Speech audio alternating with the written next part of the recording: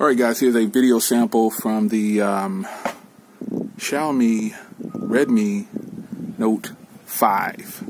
It's a bit of a windy day out, so you get some first-hand footage here to see if it'll cancel out the noise pretty well or how it's going to do. I shoot these videos, I shoot them in the same spots. You can go back and compare with other videos when I'm not doing a side-by-side. You get to see how it transitions and how it's going to handle footage that you would use it for, how it's going to handle everything. Let's check the zoom. It does have a pretty far zoom. Pretty clear. Kind of surprised at how clear it is.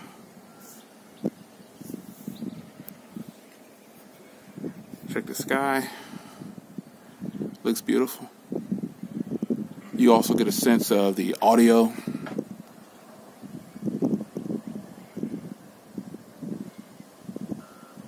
Bit of an extended look. Let's take a walk. Has the dual cameras, but honestly, I don't see any kind of benefits yet of the dual cameras.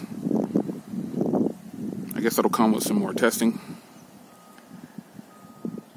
You can see how it's handling the shade and the sunlight. Extended look, Xiaomi Redmi Note 5.